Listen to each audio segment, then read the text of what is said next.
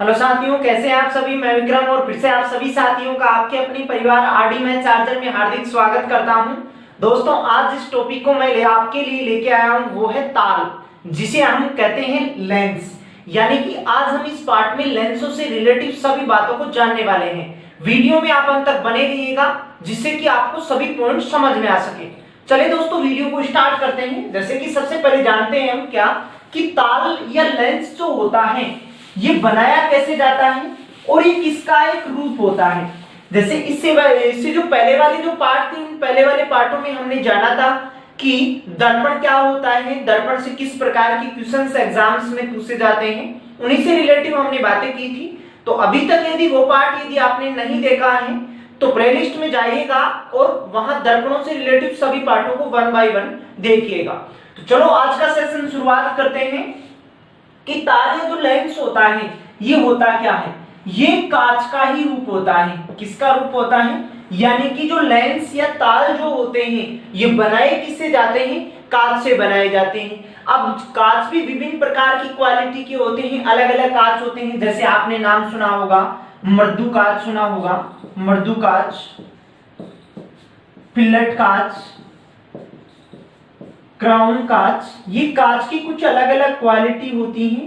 Crown कांच, Pyrex कांच, ऐसे विभिन्न प्रकार की और भी बहुत सारे कांचों की क्वालिटी होती है।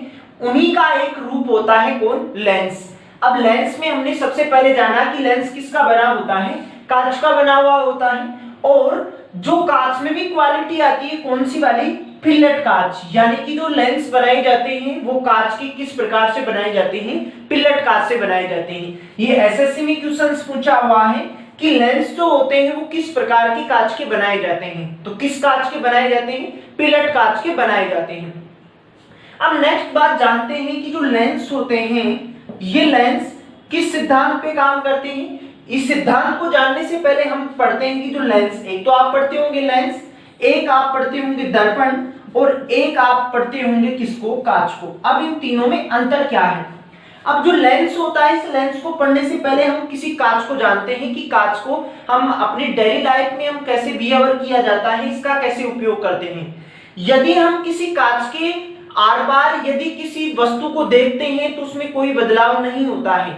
यानी कि वो वस्तु जो की त्यों बनी रहती है। जैसे कि माना कि ये कोई कांच है और इस कांच से यदि कोई प्रकाश की किरण गुजारा तो ये प्रकाश की किरण ऐसे कैसे गुजर जाती है, क्योंकि कांच क्या होता है? पारदर्शी होता है और ये प्रकाश की किरण जो की त्यों बाहर निकल जाती है। लेकिन जो दर्पण होता है इस दर्पण के अंदर से हमें कोई प्रकाश की किरण निकालना है तो दर्पण क्या होता है? जिसके एक तरफ पॉलिश छटी हुई हो। ये साधारण कांच है और इस कांच की हमने एक तरफ पॉलिश कर दी तो ये क्या बन गया? दर्पण बन गया। दर्पण बन गया। जब इस पे एक प्रकाश की किरण गुजारते हैं तो ये आर पार नहीं निकल पाती है। इस प्रकाश की किरण का क्या हो जाता है? परावर्तन हो जाता है। यानी कि दर्पण किस सिद्धांत पे काम करता है? परावर्तन के सिद्धांत पे काम करता है। लेकिन जो लेंस होते हैं ये लेंस क्या होते हैं? ये लेंस होते हैं जब किसी भी लेंस के अंदर से प्रकाश की किरण को गुजारा जाता है तो या तो वो प्रकाश की किरण फैल जाती है या फिर वो प्रकाश की किरण सिकुड़ जाती है। तो हम यहाँ लेंसों के बारे में क्या लिख सकते हैं कि जब लेंस से प्रकाश की किरण को गुजारा जाता है, प्रकाश की किरण को गुजारा जाता है, किरण को गुजारा जाता है तो प्रकाश की किरण का संकुचन या शीतलन हो जाता है। या तो क्या हो जाता है? संकुचन हो जाता है या क्या हो जाता है? शीतलन हो जाता है। यानी कि इसमें प्रकाश की किरण जैसे ही आर पार गुजरती है तो उसमें कोई ना कोई बदलाव होता है। यानी कि प्रकाश की किरण को मोड़ देता है कौन? लेंस। जबकि प्रकाश की किरण को आर पार निकाल देता है कौन? कांच। जबकि प्रकाश की किरण का परावर्तन कौन कर देता है? दर्पण। अब आप इन तीनों ही चीजों में अंतर कर सकते हैं कि कांच प्रकाश की किरण को आर पार निकालता है, यानी कि इससे यदि आर पार हम किसी वस्तु को देखते हैं तो वो वस्तु जो की त्यों दिखाई देती है। दर्पण, दर्पण के हम आर पार देख नहीं सकते। यदि इस पे कोई प्रकाश की किरण गिरती है तो गिरने के पश्चात वो क्या हो जाती है, परावर्तन हो जाती है। नेक्स्ट, लेंस के यदि आर पार हम किसी वस्तु को देखते हैं तो इससे गुजरने वाली जो प्रकाश की किरण है, या तो वो प्रकाश की किरण फैल जाएगी या फिर वो प्रकाश की किरण सिकुड़ जाएगी। इसी कारण लेंसों के यदि कोई वस्तु को देखते हैं आर पार हम, तो वो वस्तु या तो छोटी दिखाई देती है या हमें बड़ी दिखाई देती है। वो किस कारण? क्योंकि उससे गुजरने वाली प्रकाश का क्या हो जाता है, संकुचन, या क्या हो जाता है, उसका शिथिलन हो जाता है, यानी कि वो फैल जाती है या फिर सिकुड़ जाती है। चलिए नेक्स्ट पॉइंट की ओर चलते हैं, दर्पणों की। नेक्स्ट पॉइंट लेते हैं कि दर्पण किस सिद्धांत पे काम करते हैं। ऐसे अभी आपने थोड़ी देर पहले जाना कि दर्पण किस सिद्धांत पे काम करता है, परावर्तन के सिद्धांत पे काम करता है। लेकिन जो लेंस होते हैं ये लेंस किस सिद्धांत पे काम करते हैं? लेंस हमेशा अपवर्तन के सिद्धांत पे काम करते हैं। किस सिद्धांत पे काम करते हैं? अपवर्तन के सिद्धांत पे कार्य करते हैं। और जो लेंस होते हैं ये लेंस हमेशा पारदर्शी होते हैं, जबकि दर्पण क्या होता है, अपारदर्शी होता है, क्योंकि दर्पण के एक तरफ क्या चढ़ा देते हैं, पॉलिश चढ़ा देते हैं। तो नेक्स्ट पॉइंट इसका क्या लेते हैं कि जो लेंस होते हैं, लेंस क्या होते हैं, पारदर्शी होते हैं। क्या होते हैं? पारदर्शी होते हैं। इनके आर पार देखा जा सकता है, तभी तो प्रकाश की किरण आर पार निकल पाएगी।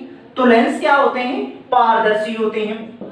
नेक्स्ट, यदि लेंसों की नेक्स्ट पॉइंट की बात करें तो जो लेंस होते हैं इन लेंस के बनावट में किन किन सामग्रियों का प्रयोग किया जाता है?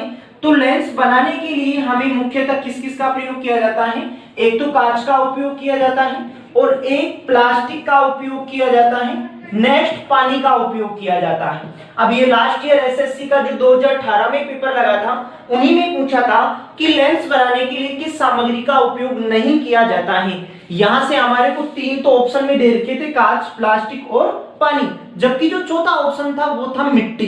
तो वहां वो चौथा ऑप्शन सही उत्तर होता, क्योंकि वहां नहीं वाला बताना था हमें। तो आपको यहां से क्या जानकारी मिली कि लेंस बनाने के लिए हम किन किन सामग्रियों का प्रयोग करते हैं? एक तो प्लास्टिक का प्रयोग किया जाता है, कांच का प्रयोग किया जाता है और किसका, पानी का उपयोग किया जाता है। जैसे आजकल मार्केट में जो लेंस आप देखते होंगे चश्मे में प्रयुक्त करने वाले, वो प्लास्टिक के भी आने लग गए। यानी कि हम कह सकते हैं कि जो प्लास्टिक के बने हुए जो कांच होते हैं वो भी मार्केट में आने लग गए, क्योंकि लेंस बनाने के लिए हम किसका प्रयोग करते हैं?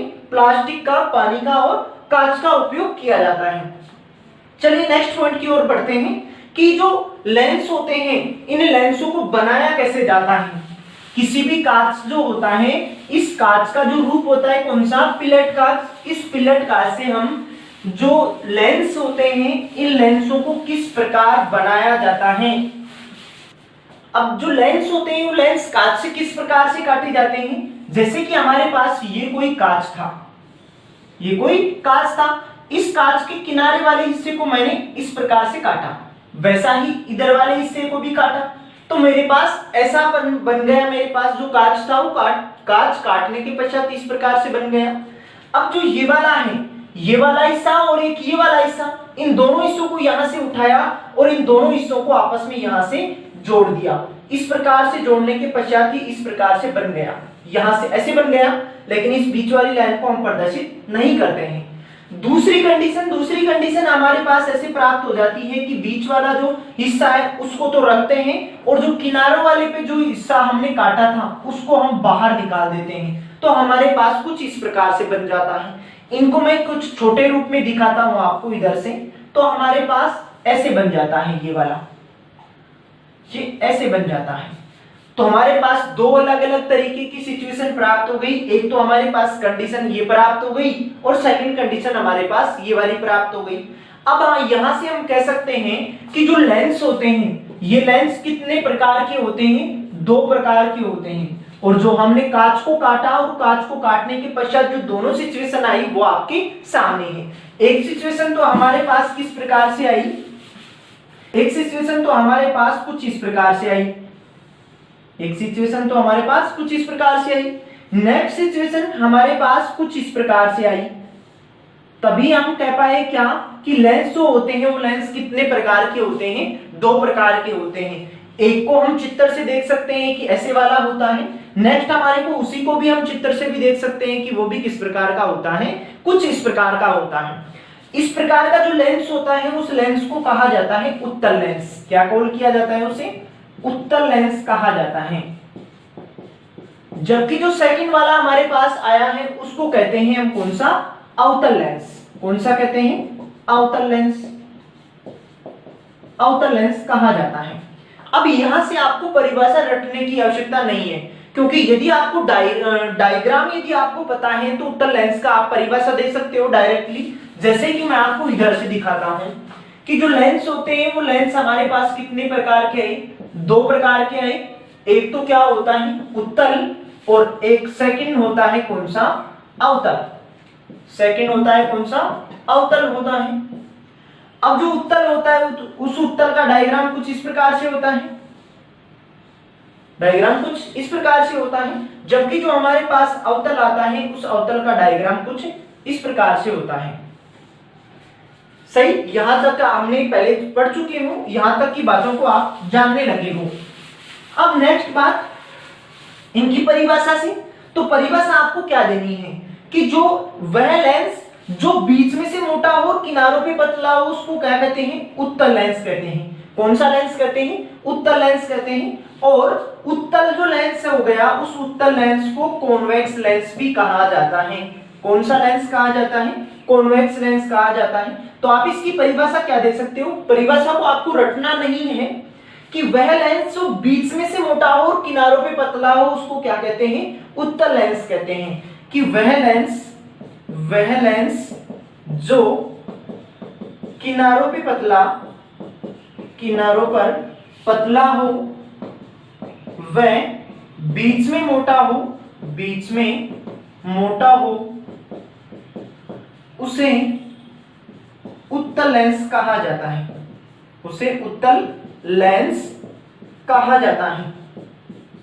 अब यहां से आपने परिभाषा रटी नहीं है, आपने ना ही आपको रटनी है, आपको चित्र देख के ही बताना है कि किस प्रकार का लेंस है। जो आपको बीच में से मोटा दिखाई दे, किनारों पे पतला दिखाई दे, उसे क्या कहते हैं? उत्तल, या उसको कहते हैं क्या?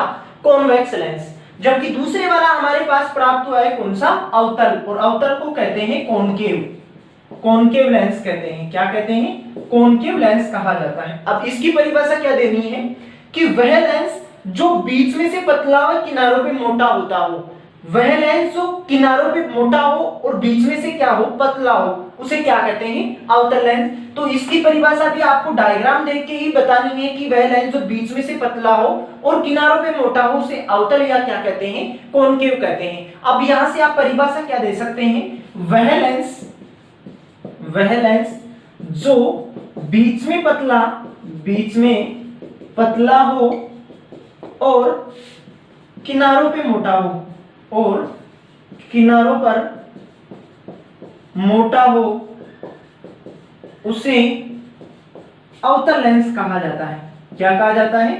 अवतल लेंस कहा जाता है। तो यहां से आप दोनों की परिभाषा जान पाए होंगे कि उत्तल लेंस किसे कहा जाता है और अवतल लेंस किसे कहा जाता है। अब यहां से आपको नेक्स्ट बात क्या पता रखनी है कि जो दर्पण होते हैं, दोनों ही दर्पण उत्तल और अवतल, ये दोनों दर्पण किस सिद्धांत पे काम करते हैं? ये काम करते हैं अपवर्तन के सिद्धांत पे। किस सिद्धांत पे काम करते हैं? अपवर्तन के सिद्धांत पे। अपवर्तन के सिद्धांत पे क्यों काम करते हैं? क्योंकि लेंसों के एक पृष्ठ से प्रकाश की किरण प्रवेश करती है, जबकि दूसरे पृष्ठ से प्रकाश की किरण बाहर निकलती है। यानी कि लेंसों में जो दोनों पृष्ठ होते हैं वो दोनों पृष्ठ कार्य करते हैं। जैसा कि हम उदाहरण में इसमें भी लें तो इसमें भी कुछ इसी प्रकार से आता है कि यदि प्रकाश की किरण एक पृष्ठ से प्रवेश कर गई तो दूसरे पृष्ठ से बाहर निकलती है, तभी हम कह पाते हैं कि ये हमेशा पारदर्शी होते हैं लेंस, और वो किस सिद्धांत पे काम करते हैं? अपवर्तन के सिद्धांत पे काम करते हैं। और लेंस दो प्रकार के होते हैं, तो होता है उत्तल और एक होता है अवतल। दोनों को आपने यहां से जाना होगा। नेक्स्ट जो पार्ट मैं आपके लिए लेके आने वाला हूं वो उत्तल और अवतल दोनों से रिलेटिव है, और इनसे रिलेटिव कुछ महत्वपूर्ण शब्दावलियां होती हैं, जैसे मुख्य फोकस हो गया, वक्रता केंद्र हो गया, प्रकाशिक केंद्र हो गया, इन सभी को जानने वाले हैं। तो नेक्स्ट वीडियो में आपसे फिर से दोबारा से बहुत जल्द मुलाकात करने वाला हूं। तब तक आप इस वीडियो को बार बार दोहरा के देखिएगा, जिससे कि आपको एग्जाम्स में यदि लेंसों से रिलेटिव कोई क्वेश्चंस पुट अप होता है तो वो आपका अटेम्प्ट हो सके। चलिए नेक्स्ट वीडियो में आपसे फिर से मुलाकात करता हूं, तब तक के लिए आप अपना ख्याल बनाए रखिएगा। धन्यवाद।